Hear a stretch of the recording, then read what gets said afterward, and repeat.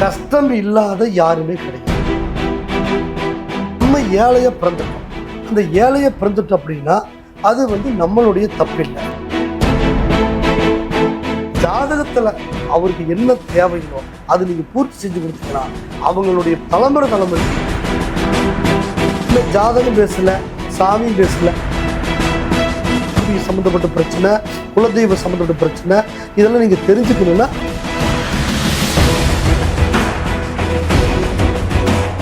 Sir, இப்போ ஒருத்தர் தொடர்ந்து ஒரு நிறுவனத்துல வேலை செய்யறோம்னு வச்சுக்கோங்க.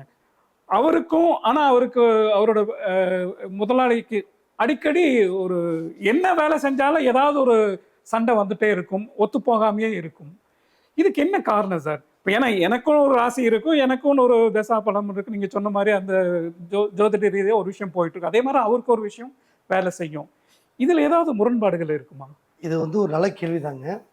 அதாவது வந்து இப்போ நமக்கு வந்து இந்த ராசிக்கு அந்த ராசிக்கு செட் ஆகாம போகுது அப்படின்னா அது வந்து கணவன் மனைவிக்கு மட்டும்தான் அது பொருந்தும்.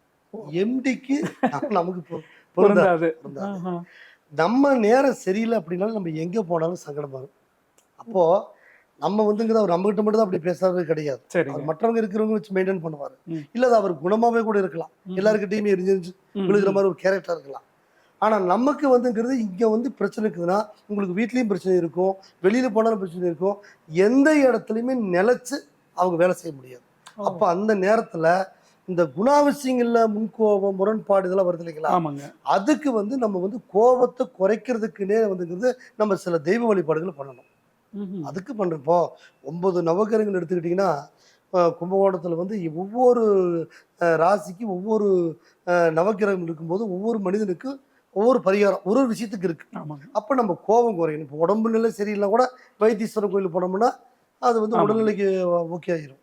அப்போ ஒவ்வொரு விஷயத்துக்குமே நமக்கு வந்து காரியங்கள் இருக்கு. அது நீங்க ஜாதகத்தை வந்து தெளிவா பார்த்து நமக்கு கோபமான இடம், குடும்பஸ்தானமான இடம், பாகிஸ்தானமான இடம், லக்னம் என்று உயிர் என்று சொல்லக்கூடிய லக்னமான இடம், உடல் என்று சொல்லக்கூடிய ஏதாவது சந்தனான இடம், இந்த இடமெல்லாம் நம்ம பார்த்து இது வந்து கோச்சார பிரகாரம் நம்ம பார்த்து நீங்கள் அதை தெளிவாக தெரிஞ்சுக்கிட்டு அந்த கோயிலுக்கு போயிட்டு வந்துட்டாலே கோபம் போயிடும். இப்போ எம்டி கிட்ட மட்டும் உங்களுக்கு இந்த முரண்பாடு இல்லை, இன்னொரு எம்டி கிட்ட போனாலும் நீங்க அப்படி இதே பிரச்சனை இருக்கும். அது நம்ம ராசி நம்ம நேரம். அவர் ராசிக்கு உங்க ராசிக்கு ஒத்து போறதுக்கு நீங்க கூட்டு திசை செய்யல, கூட்டு தொழில் செய்யல. அதே மாதிரி நீங்க வந்து கணவன் மனைவி கிடையாது, கணவன் மனைவிக்கு மட்டும் அது பேசும். இல்லைன்னா கூட்ட சேர்ந்து பிசினஸ் பண்ணா பிரச்சனை வருதுன்னா அப்போ உங்க 2 பேரும் ராசி ஒத்து போகும். அப்படி வேணா பார்க்கலாம். இது வந்து ஒரு வேலை செய்யறோம் அப்படிங்கும் போது அது நமக்கு பாதிக்காது. அதுக்கு இதுக்கு சம்பந்தம் கிடையாது. அதுக்கான பிரச்சனை நம்மளுக்கு, அது அவரு மேல சொல்ல முடியும். கண்டிப்பா சார். சார், பொதுவா சொல்லுவாங்கல்ல சார், என்னோட ராசிக்கு வந்து இந்த கூட்டு தொழிலே ஒத்து வராதுப்பா, என்னை விட்டுருங்க அப்படின்னு சொல்லுவாங்க. அப்போ ஒவ்வொரு ராசிக்கும் இவங்க தான் கூட்டு தொழில் பண்ணணும் அப்படின்னு ஏதாவது இருக்கா சார்? இப்போ நீங்க கேட்ட கேள்வி அருமையான கேள்விங்க. அதாவது 12 ராசி இருக்குதுங்க. மேசம், ரிஷபம், மிதுனம், கடகம், சிம்மம், கன்னி, துலாம், விருச்சிகம், தனுசு, மகரம், கும்பம், மீனம். இந்த 12 ராசிக்காரர்களுக்குமே இந்த ராசிக்கு இந்த தொழில் இருக்கு அப்படின்னு சொல்றதுக்கெல்லாம் அது வழி இல்லை. ஆனா இந்த ராசிக்காரங்களுக்கு இந்த திசையில, அந்த திசை வந்து மொத்தம் இந்த 9 நவகிரகத்துக்கு திசை இருக்கு இல்லைங்களா? அந்த திசைகள் நடக்கும் பொழுது இந்த திசையில தொழில் பண்ணலான்னு விட சொல்லலாம். அதாவது இந்த ராசிக்கு இந்த தொழில் பண்ண நான் ஆரம்பத்துல பண்ண எனக்கு ஒட்டவே இல்லைன்னு சொல்றதுக்குள்ள இடம் இல்லை.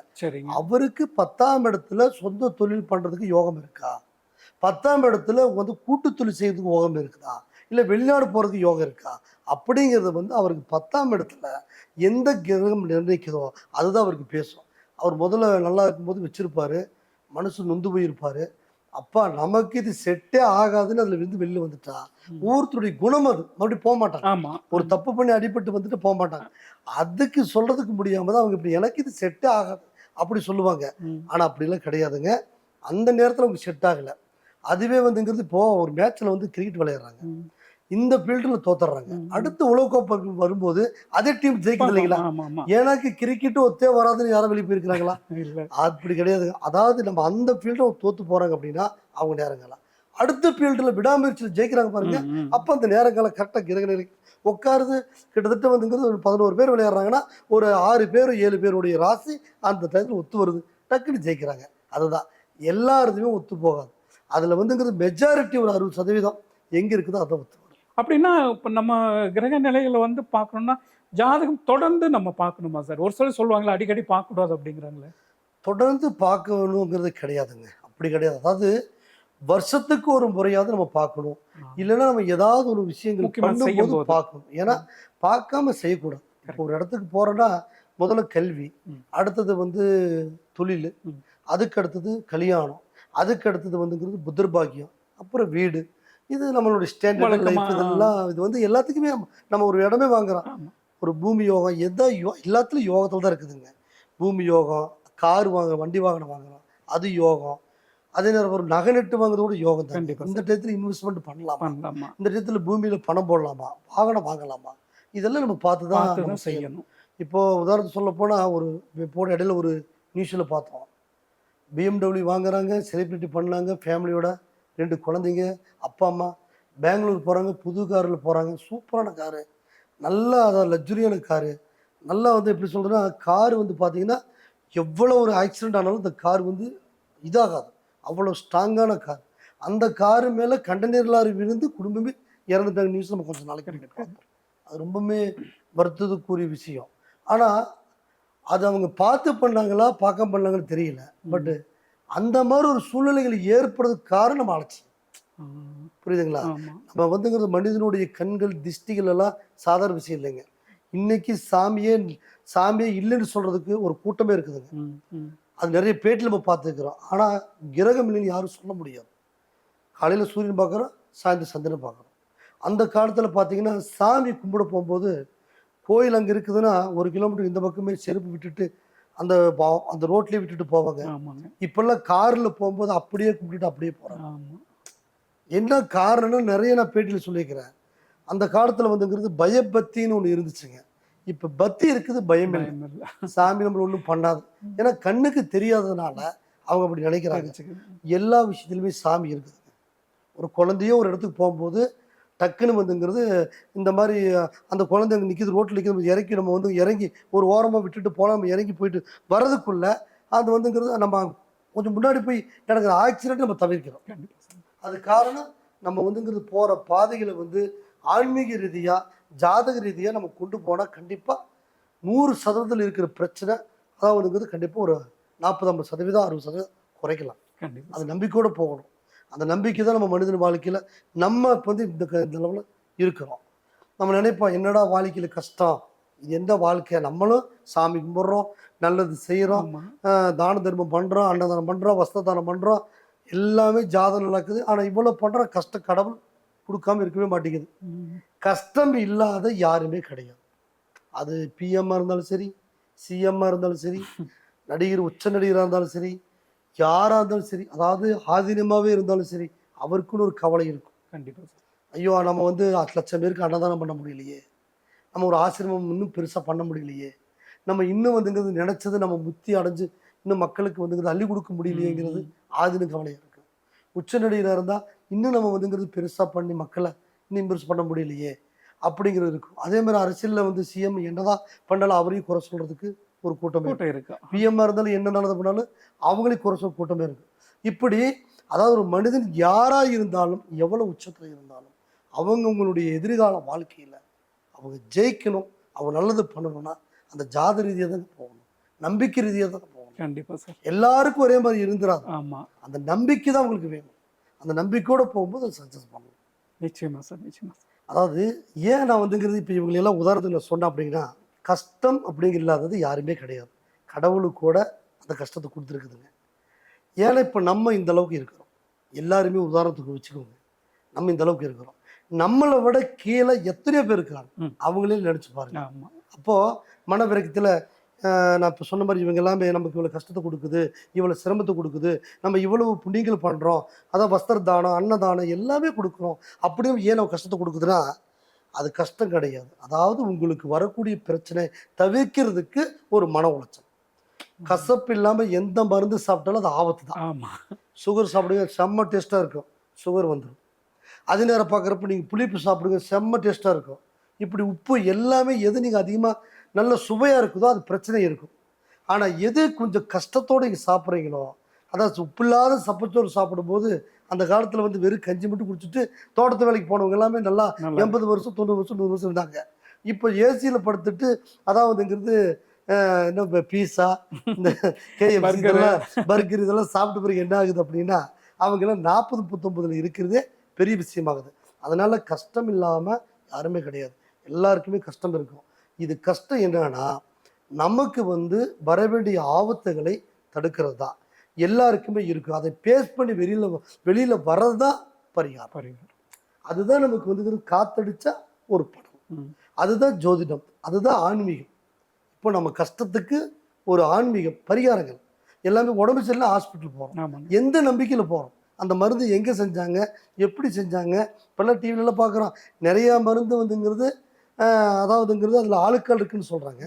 ஒரு சில மருந்தில் பார்த்தீங்கன்னா மனிதனுடைய மூளையிலிருந்து மனிதனுடைய எலும்பு வரைக்கும் இருக்குன்னு சொல்கிறாங்க. இது நம்ம சாமி கும்பிட்றவங்க நாங்கள் சாப்பிட்றோம், நாங்கள் பிராமணியரும் சாப்பிட்றோம், நாங்கள் சைவமாக இருக்கிறவங்க சாப்பிட்றோம். அப்போ மருந்து நல்லா உடம்புக்கு நல்லாகிற மருந்துலேயே வந்துங்கிறது இவ்வளவு அசைவம் இருந்தால் எப்படி? அப்போது அதுவும் உங்களுக்கு வந்து தெய்வமாக மாறுது. தெய்வ ரீதியான ஒரு பரிகாரம் தான் அது உங்களுக்கு. அது தவறு கிடையாது. இப்போ பால் பசுமாட்டிலிருந்து தான் வருது, கோமியம் கோமாதா தான் கொடுக்குது, அதே ரத்தமும் கவிச்சு தான். அப்போ அந்த கோமியத்தை நம்ம ஏன் சைவம் எடுக்கிறோம் அப்படின்னா நம்மளுடைய நம்பிக்கை, நம்மளுடைய மன ரீதியானது. அதனால நம்மளை விட கீழே பிளாட்பாரத்தில் எத்தனை பேர் இருக்கிறாங்க, நம்ம இந்த அளவுக்கு இருக்கிறோம் அப்படின்னா அது காரணம் நம்மளுடைய நல்ல எண்ணம், நம்ம செய்த புண்ணியம், நம்ம செஞ்ச தான தர்மம், நம்ம முன்னோர்கள் செய்த புண்ணியம், நம்மளுடைய ஜாதக பலன், நம்ம இருக்கக்கூடிய வீடு வாஸ்து, நமக்கு அமைஞ்ச மனைவியினுடைய அந்த மகாலட்சுமி சாமுத்திரிக லட்சணம், எல்லாமே கைகூடி வந்தால் தான் அவங்க ஒரு இடத்துல மெயினாக வர முடியும். தவிர நானும் வந்துங்கிறது ஜாதகம் பார்த்தேன் நல்லா இருக்குது, நான் எதை வேணாலும் செய்யலாம் அப்படி இப்படிலாம் வந்துங்க நம்ம இது பண்ணக்கூடாது. ஜாதகத்தில் என்ன இருக்கோ அதெல்லாம் செய்யுங்க. இல்லை ஜாதகம் பேசலை, சாமியும் பேசலை அப்படின்னா நீங்கள் பிரசனத்தில் வந்து உங்களுக்கு உத்தரவு கிடைக்கும். நம்ம என்ன வந்துங்கிறது நம்ம பார்க்குற ஜோதிடர் வெளிநாடா, எப்போ வேணாலும் வந்து இங்கே உங்கள் வீட்டு ஜோசியர், உங்கள் குடும்ப ஜோசியர் எப்போ வேணாலும் நீங்கள் வந்து பார்க்கலாம். நம்ம எது வரைக்கும் நம்மளுடைய பரம்பரை தாத்தா காலத்துல இருந்து பார்த்து கொடுத்துட்டு இருக்கிறோம். எத்தனையோ பேர் நல்லா இருக்கிறாங்க. எல்லாரையும் உட்கார வச்சு ஒரு நாள் பேட்டி கூட எடுக்க சொன்னாங்க. அதுக்கு கூட எனக்கு டைம் இல்லாமல் இருக்கிறேன். கண்டிப்பாக ஒரு நாள் எல்லாரையும் உட்கார வச்சு நான் பேட்டி எடுக்கிறதுக்கு தயாராக இருக்கிறேன். எல்லாரும் அவங்க வாயிலே சொல்லுவாங்க நம்மளுடைய பழக்க வழக்கம் என்ன, இவர் எத்தனை வருஷம் பார்த்துட்டு இருக்கிறாரு, எத்தனை குடும்பம் நல்லா இருக்குது அப்படின்னு. ஏன்னா அதாவது வந்து அந்த காலத்துல வந்து ஒரு குழந்தை நலங்கிருச்சு அப்படின்னா அது நலக்கு, அப்படி நலக்குங்கிறது தெரியும் சொல்லுவாங்க. கண்ணுல சிறுத்துக்கும், அவன் வாமிட் ஆகும், அந்த குழந்தைக்கு லூஸ் மோஷன் போயிட்டே இருக்கும். அது எந்த டாக்டர் சரி பண்ண முடியாது. எனக்கு தெரிஞ்சு ஒரு குழந்தை வந்து இங்க நம்ம பல்லடத்துல அவங்க ஃபேமிலிங்க, நல்ல ஃபேமிலி, லக்ஸுரியான ஃபேமிலி, வசதி வாய்ப்பு நிறைய இருக்குது. அவங்க பெரிய ஒரு ஃபவுண்டேஷன் வச்சு நடத்திட்டு இருக்கிறாங்க. அந்த வீட்டில் வந்து தவம் இருந்து ஒரு குழந்தைய வந்து பிறந்தது. அந்த குழந்தை வந்துங்கிறது நம்ம இங்கே கோயம்புத்தூர் பிரபல ஹாஸ்பிட்டல், அதாவது ரேஸ் கோர்ஸில் இருக்குது குழந்தைங்களுடைய ஹாஸ்பிட்டல், பேர் சொல்ல விரும்பலை, கொண்டாந்து வச்சுருந்தாங்க. ஒரு மாதம் அந்த குழந்தையுடைய மனநிலை பார்த்தீங்கன்னா கோமாக்கே போயிடுச்சுங்க. அது டாக்டர் வந்து இப்போ நல்ல டாக்டர், நிறைய குழந்தைகளை காப்பாற்று டாக்டர் தான். அது அவருக்கு மீறி அவர் என்ன சொல்லுவாங்க, கடவுள் தான் அப்படி சொல்லுவாங்களா, அப்படி எல்லா ட்ரீட்மெண்ட்டும் எல்லா குளுக்கோஸ் எல்லாம் போட்டு எல்லாம் பார்க்குறாங்க. ஆனால் அந்த குழந்தைக்கு வந்து அந்த அதுலேருந்து வெளியில் வரல, நரம்பு ரீதியாக அந்த கோமாஸ் போகக்கூடிய அளவுக்கு ஆயிடுச்சு. கண்ணெல்லாம் ஒரு மாதிரியா ஒன்று வருது. அப்புறம் அந்த பொண்ணு வந்து மேலே பார்த்தா கீழே பார்க்குறதில்ல, அந்த குழந்தை கீழே பார்த்தா இப்படி ஏதோ ஒரு மனநிலையை ஆயிடுச்சுங்க. அப்புறம் அந்த குழந்தைக்கு நம்ம வந்து இந்த மந்திரிக்குன்னு சொல்லுவாங்க இல்லைங்களா, அந்த மந்திரிக்குது அப்படின்னா அந்த நலக்கம் இருக்கிற குழந்தைக்கு 7 ஓலை, இந்த 7 பண ஓலை இருக்கு, அந்த பண ஓலையில் நாங்கள் 7 எழுதுவோம். அந்த 7 எழுதி அது வந்துங்கிறது மஞ்சள் நல்லா தடவி சுற்றி, அந்த கயிறு நல்லா மஞ்சள் கயிறு சுற்றி அதில் வந்துங்கிறது ஆணி, மிளகா, உப்பு இதெல்லாம் வச்சு அது வந்துங்கிறது நம்ம அதுக்கு ஒரு ஸ்லோகம் மந்திரம். அந்த ஸ்லோக மந்திரம்னா இதுனா மாந்திரிகமான கூட நீங்கள் பயந்துக்க வேண்டாம். அதாவது வந்து அந்த காலத்தில் வந்து நாய் கடிச்சா, அதாவது அந்த காலத்தில் பாம்பு கடிச்சா, அதாவது வந்துங்கிறது விஷப்பாடம் இருக்குதுங்க. அந்த விஷப்பாடம் போட்டோம்னா உடனே விஷம் இறங்கிடும். நீங்கள் ஹாஸ்பிட்டலுக்கு போக வேண்டியதே இல்லை. அந்த கயிறு ஒன்று கட்டி அந்த கஷாயம் ஒன்று இது வந்து புளிஞ்சுட்டு அந்த விஷப்பாடம் போட்டு விஷம் இறங்கிடும். சுளுக்கு இருந்தால் சுளுக்கு பாடம் இருக்குது. இந்த மாதிரிலாம் அந்த காலத்தில் கண் திஷ்டிக்கு மந்திரிச்சு, தண்ணி மந்திரிச்சு கொடுக்கலாம், விபூதி மந்திரிச்சு எல்லாமே இருக்குது. ஃபீவர், காய்ச்சல் எல்லாத்துக்கும் அது நாட்டு வைத்தியம் மாதிரியே சித்த வைத்தியம் ஆயிடுச்சு கடைசியில். அதெல்லாம் மாந்திரியத்தில் சொல்லும். அந்த புக்கில் இப்போ இருக்குது இன்னும் மாந்திரிய புக்கு. ஆனால் இப்போ நாய் கடிச்சா 16 ஊசி போடும். அப்போ அந்த குழந்தைக்கு அந்த ஏடு கட்டலோட அந்த கண்ணு செலுத்து, இந்த கண்ணும் சரி, அந்த கண் இப்படி இருந்த கண்ணும் சரி, எல்லாம் சரியாகி அந்த குழந்தை சரியாச்சு. அது நம்ம இடத்துல ஏடு எழுதி அந்த பொண்ணு வயசு, மாசம், நாள் எல்லாம் சேர்த்து எழுதி அதுக்கான சக்கரம் போட்டு அதுக்கான பேர்ல எழுதி அதை வந்து மந்திரிச்சு கொண்டு ஹாஸ்பிட்டலில் கட்டிட்டு அம்பாவசனே கட்டிட்டு வந்தா 3வது நாள் பொண்ணு நார்மல் வந்துருச்சு.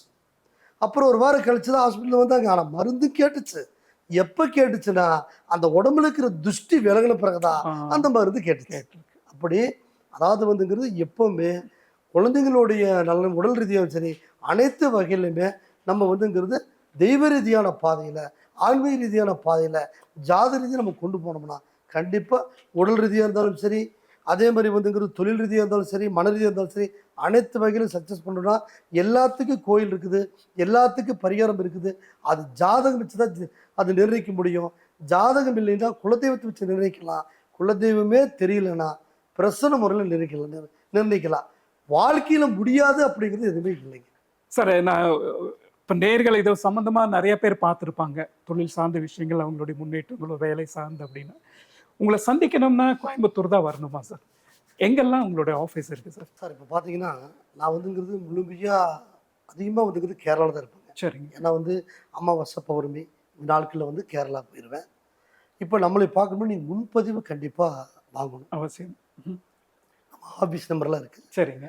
கோயம்புத்தூர் காந்திபுரம் இருக்கு இல்லைங்களா, ஆமாங்க. பக்கத்தில் ஐயப்பன் கோயில் பக்கத்து ஸ்ட்ரீட்டு தான் நம்மளுடைய அலுவலகம். இது மெயின் தான். பல வருஷமாக தாத்தா காலத்துலேருந்து பார்த்து பண்ணிட்டு இருக்கீங்க. அடுத்தது இப்போ பார்த்தீங்கன்னா நமக்கு நிறைய இந்த நம்ம பொலிட்டிக்கல் லைனில், சினிமா துறையில் நமக்கு சென்னையில் நல்ல ஒரு பழக்கம் இருக்குது. கிட்டத்தட்ட 25 வருஷமாக நம்ம ராதாரவி அண்ணன் நல்ல பழக்கம்.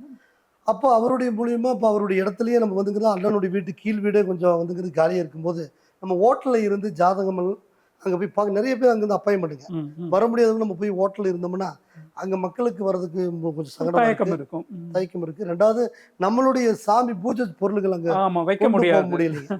அதனால என்ன பண்ண, சரி ஓகே நம்ம தான் வார வாரம் வந்துட்டு இருக்கிறோம் இல்லையா, சனி ஞாயிறு மட்டும் சென்னை மக்களை நம்ம வந்து இங்கே பார்த்துக்கலாம்னு சொல்லிட்டு இப்போ தேனாம்பேட்டையில் அண்ணனோட வீட்டு கீழேயே கீழ் வீடு நம்ம இருக்கிற மாதிரி பிளான் பண்ணி இங்கே ஒர்க்கு நடந்துட்டு இருக்குதுங்க.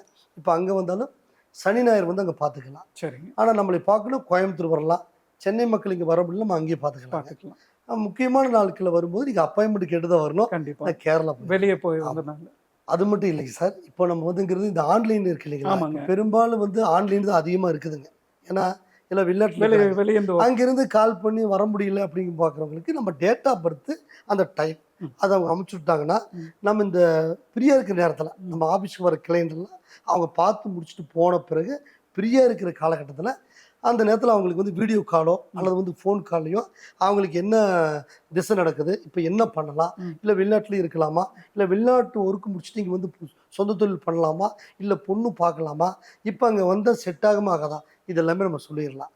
அதை தாண்டி அவங்களுக்கு வந்து பூர்வீக சம்மந்தப்பட்ட பிரச்சனை, குலதெய்வ சம்மந்தப்பட்ட பிரச்சனை, இதெல்லாம் நீங்கள் தெரிஞ்சுக்கணுன்னா பிரச்சனை பார்க்குறதுக்கு அவங்க வீட்டு பெரியவங்களோட நேரில் தான் அந்த 2 எலுமிச்சம்பழம், 1 முழம் மல்லிப்பூ, அவங்க வந்துங்கிறது இஷ்ட தெய்வமான ஒரு கோயிலை வச்சு கும்பிட்டு கொண்டு வந்தாங்கன்னா நம்ம பிரச்சனை வச்சு சொல்லலாங்க. பிரச்சனத்தில் அதாவது வந்து வருஷ தேவ பிரச்சனைங்கிறது குலதெய்வ பிரச்சனம், அதே மாதிரி பூமி பிரச்சனம், கல்யாணத்துக்கான மாங்கலிய பிரச்சனம், புத்திரபாக்கிய பிரச்சனம், இப்படி பிரச்சனை மாதிரி 16 வகைகள் உண்டுங்க. நம்ம எதுக்காக பார்க்கணும் அப்படிங்கிறது பார்க்கறதுக்கு ஜாதகத்தில் அந்த யோகம் இருக்கணும். எல்லாருக்குமே பிரச்சனை கிடைக்காது. அது வேற. அந்த ஜாதகத்தில் அவங்களுக்கு இந்த பிரச்சனை வழியில் போனால் சுலபமாக முடிக்கலாம். சரி, அப்படின்னா அது வந்து அந்த பிரச்சனை வழியில் பார்த்துக்கலாம். அப்படி ஆன்லைன்லையும் பார்த்து கொடுத்துட்ருக்குறோம். எப்படி இருந்தாலும் முன்பதிவு வாங்கிட்டு தான் நம்ம பார்க்கணும். கண்டிப்பாக நீங்கள் நேர்கள் வந்து இன்னொரு விஷயம் என்ன அப்படின்னா, நான் எப்பவுமே எங்கிட்ட பாருங்க, நான் சொல்கிறது இல்லைங்க, எப்பவுமே எந்த நிகழ்ச்சியில் பாருங்கள் எங்கிட்ட வாங்க, நம்மக்கிட்ட ஜாதகம் பாருங்க சொல்ல மாட்டாங்க. அனைத்துக்குமே தீர்வு இருக்கு. அதாவது பாரம்பரியமாக தலைமுறையாக பார்க்கக்கூடிய ஜோதிடர் யாராக இருந்தாலும் தயவு செய்து அங்கே ஜாதகம் பார்த்து ஒரு காரியம் நீங்கள் பண்ணுங்க. ஏன்னா பார்க்காம பண்ணிட்டு அகலக்கால் வச்சுட்டு அடுத்தது நம்ம வந்துங்கிறது கண்கிட்ட பிறகு சூரிய நமஸ்காரம் பண்ண வேண்டாம். அதுதான் நான் ரிக்வெஸ்ட் பண்ணுவேன். ஏன்னா நம்ம வாழ்க்கையில் பிறக்கிறது ஒரு முறை. அதாவது 2 கண்ணு, 2 காலு, 2 கை, நல்லா பிறந்திருக்கிற, நல்லா பேசுகிறோம். இது வந்து நம்ம பிறந்தது வந்து அப்பா அம்மா செய்த புண்ணியமும், 2வது வந்து உங்களுடைய ஜாதத்தோடைய அனுகிரகம், தெய்வத்தோடைய வரப்பிரசாதம். அந்த அனுகிரகத்தில் பிறந்திருக்கும் போது நம்ம ஏழையாக பிறந்துட்டோம். அந்த ஏழையை பிறந்துட்டோம் அப்படின்னா அது வந்து நம்மளுடைய தப்பு இல்லை, அப்பா அம்மாவோட தப்பு. ஏன்னா அப்பா வந்து அவர் யோசித்து சிந்திச்சு கஷ்டப்பட்டு இருந்தால் நம்ம ஏழையை பிறந்திருக்க மாட்டோம். அப்போ அவருடைய டயத்துக்கு அவர் வந்து யோசிக்கலை. இப்போ நம்ம எல்லாம் நல்லா பிறந்து ஏழையை இருக்கிறோம் அப்படின்னா, நம்ம நல்லா இருக்கும்போது ஏழை இருக்கணும்னா அது நம்மளோட தப்பு. பிறந்தோம் இறந்தோம் நம்ம இருக்கக்கூடாது. பிறந்தோம்னா நம்ம ஏதோ ஒரு சாதனை பண்ணிட்டு தான் போகணும். அதுக்கு என்ன வழிகள் இருக்குதோ எல்லா வழியும் முட்டி மோதி பார்க்கணும்னா அதுக்கு உங்களுக்கு ஜாதகம் மட்டும்தான். உங்களுக்கு வந்துங்கிறது அறிவுறுத்துறோம், உங்களுக்கு குருவாக இருப்பாங்களே தவிர மற்ற யாரையுமே உங்களுக்கு இருக்க மாட்டாங்க. ஜாதகம் உங்களுடைய குலதெய்வம் கண்டிப்பாக உங்களுக்கு கை கொடுத்து தூக்கி விடும். அது உங்கள் நம்பிக்கை உங்கள் மனசு பொறுத்து தான் இருக்குதுங்க. நிச்சயமா சார். அதாவது தொழில் சார்ந்த முன்னேற்றங்கள், ஒருத்தருக்கு வேலை எப்படி அமையும், அரசு வேலை அப்படின்னு பல்வேறு விளக்கங்கள் ரொம்ப அருமையாக சொன்னீங்க சார். இதுக்கு ஜோதிட ரீதியாக என்ன பரிகாரங்கள் இருக்குது அப்படிங்கிறதும் இடையில நிறையாவே சொன்னீங்க. ரொம்பவே சந்தோஷமா இருக்கு சார். மீண்டும் அடுத்த பதிவில் சந்திக்கலாம். நன்றி. ஸ்ரீ பிரசன்ன பகவதி ஜோதிட நிலையம், நியூ சித்தாபுதூர், காந்திபுரம், கோயம்புத்தூர், தேனாம்பேட், சென்னை.